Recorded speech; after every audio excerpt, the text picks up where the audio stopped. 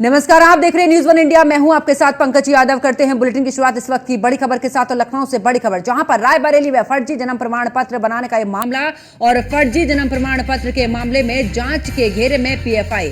फर्जी जन्म प्रमाण पत्र में यूपी एटीएस ने जांच की है तेज, जहां पर प्रदेश के अन्य जिलों में भी ऐसे ही मामलों का लगाया जा रहा है पता, जहां पर फर्जी प्रमाण पत्र मिलने के बाद एजेंसियां सतर्क। रायबरेली के सलोन और छतो ब्लॉक में भी फर्जी जन्म प्रमाण पत्र यहां पर, और केरल के पीएफआई सदस्य और कर्नाटक के एक युवक की जांच के बाद यह खुलासा हुआ है।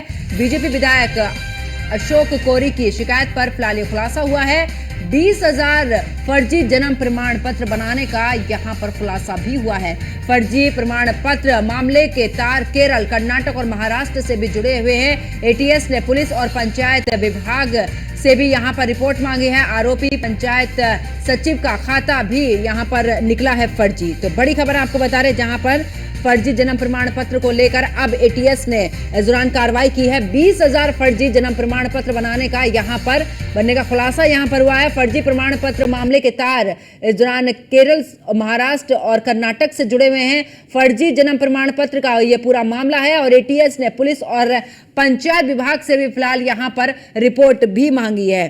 तो बड़ी खबर आपको बता रहे हैं, जहां पर बता दें कि इस दौरान फर्जी जन्म प्रमाण पत्र का यह पूरा मामला और ऐसे में एटीएस की तरफ से लगातार कार्रवाई। तो फर्जी जन्म प्रमाण पत्र का यह पूरा मामला है, एटीएस की तरफ से यह कार्रवाई भी की जा रही है। तो आपको बता दें कि इस दौरान रायबरेली सहित कई जगहों पर पीएफआई सहित और कई एनजीओ के शामिल होने की भी सूचना यहां पर है। तो आपको बता दें कि इस दौरान यूपी के रायबरेली जिले के सलोन तहसील में अवैध रूप से भारतीय नागरिकता दिए जाने के बाद 19,000 से ज्यादा फर्जी जन्म प्रमाण पत्र जारी किए गए। मामला सामने आने के बाद अब इसकी जांच एटीएस को सौंपी गई है। एटीएस फर्जी जन्म प्रमाण पत्र मामले में पीएफआई की भूमिका की भी जांच करेगा और यह भी बताया जा रहा है कि फर्जी तरीके से अन्य राज्यों के लोगों का भी जन्म प्रमाण पत्र बनाया गया है। इसके बदले करोड़ों रुपए भी कमाए गए हैं। तो फर्जी जन्म प्रमाण पत्र का मामला सामने आने के बाद जिला विकास अधिकारी ने भी अन्य तहसील में भी ऐसी गड़बड़ी के लिए यहां पर आशंका जताई है और साथ ही पुष्टि के लिए उन्होंने जिले भर के जन सेवा केंद्रों की जांच करने की बात भी यहां पर की है।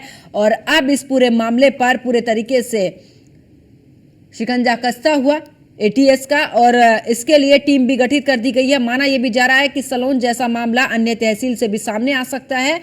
अगर रायबरेली की बात करें तो राष्ट्रीय सुरक्षा को यहां पर बताते हुए सरकारी कर्मचारी की मिली भगत से हजारों फर्जी जन्म प्रमाण पत्र भी निर्गत कर दिए गए हैं। और सबसे खास बात तो यह है कि ज्यादातर जन्म प्रमाण पत्र हासिल करने वालों का गांव से फिलहाल कोई भी संबंध नहीं है और ऐसे में फर्जी जन्म प्रमाण पत्र को लेकर यूपी एटीएस की जांच अब तेज हो चुकी है। प्रदेश के अन्य जिलों में भी ऐसे मामलों पर फिलहाल पता लगाया जा रहा है कि ऐसे मामले और कितने हैं। फर्जी जन्म प्रमाण पत्र के मिलने के बाद एजेंसियां फिलहाल अब सतर्क हो चुकी हैं।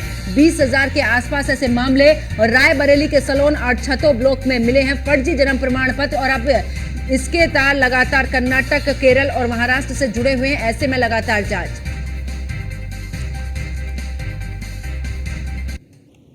और ज्यादा जानकारी के लिए हमारे संवाददाता नीलेश चौहान हमारे साथ में लाइव जुड़ चुके हैं। नीलेश, एक बड़ा घोटाले की अगर यहां पर बात करें, यानी कि पूरे तरीके से एटीएस का शिकंजा तो कसता हुआ नजर आ रहा, लेकिन 20,000 के आसपास फर्जी जन्म प्रमाण पत्र, यानी कि पीएफआई की एक बार फिर से जांच।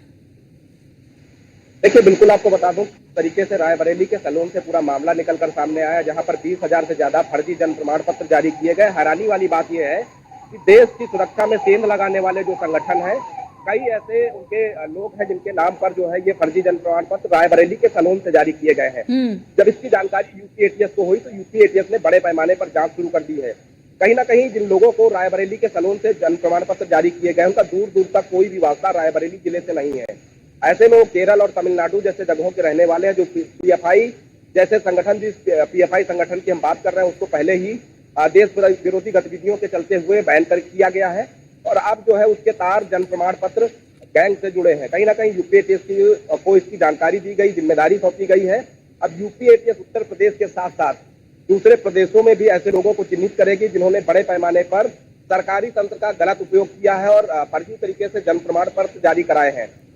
कहीं ना कहीं 20,000 की संख्या बहुत बड़ी संख्या होती है। ऐसे में यूपी एटीएस के पास ये बड़ी जिम्मेदारी दी गई है कि वो 20,000 लोगों को चिन्हित करे जिनका जन्म प्रमाण पत्र रायबरेली के सलून से जारी किया गया है।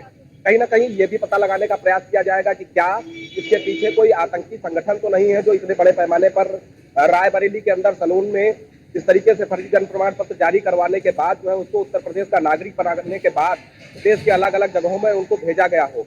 तो उन तमाम कड़ियों को जोड़ने का काम यूपीएटीएस की तरफ से किया जाएगा। फिलहाल ये कहा जा सकता है कि अब जांच जब यूपीएटीएस के पास है तो तमाम उन नामों को भी बेनकाब किया जाएगा जिन लोगों ने उत्तर प्रदेश के रायबरेली में बड़ी सेंधमारी की है, बड़ा घोटाला किया है। बिल्कुल। और नीलेश, ऐसे में जन सेवा केंद्रों की जांच भी होगी कि आखिरकार कितने और ऐसे फर्जी जन्म प्रमाण पत्र बनाए गए हैं, इसकी भी जांच, यानी कि टीम गठित कर दी गई है। और जिस तरीके से पीएफआई का आप जिक्र कर रहे हैं, इससे पहले भी हमने कई मामलों में देखा है कि जब पीएफआई की तरफ से लगातार विवादित बयान भी सामने आए हैं, किसी ना किसी तरीके से हिंसा भड़काने की कोशिश जरूर की गई है।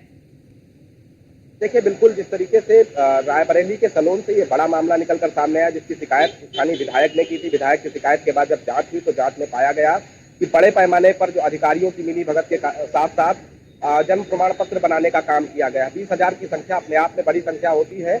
आखिर ये 20,000 लोग कौन है? क्या वाकई में रायबरेली जनपद के रहने वाले हैं या उत्तर प्रदेश के बाहर के रहने वाले हैं जिनको कुछ पैसे का लालच देकर रायबरेली से उनका जन्म प्रमाण पत्र बनाकर हिंदुस्तान का नागरिक बना दिया गया?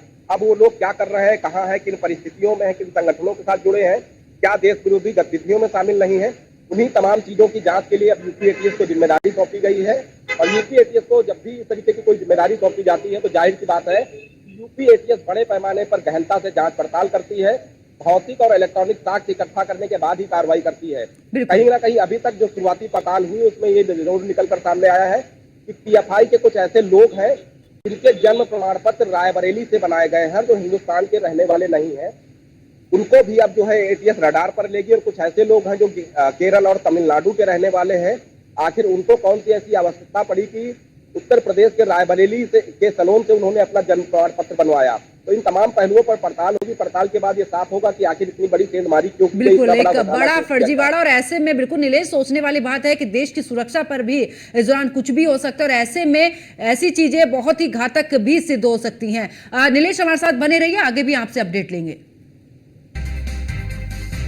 तो 20,000 फर्जी जन्म प्रमाण पत्र बनाने का फिलहाल यहां पर खुलासा हुआ और ऐसे में लगातार एटीएस जो है शिकंजा कसती नजर आ रही है।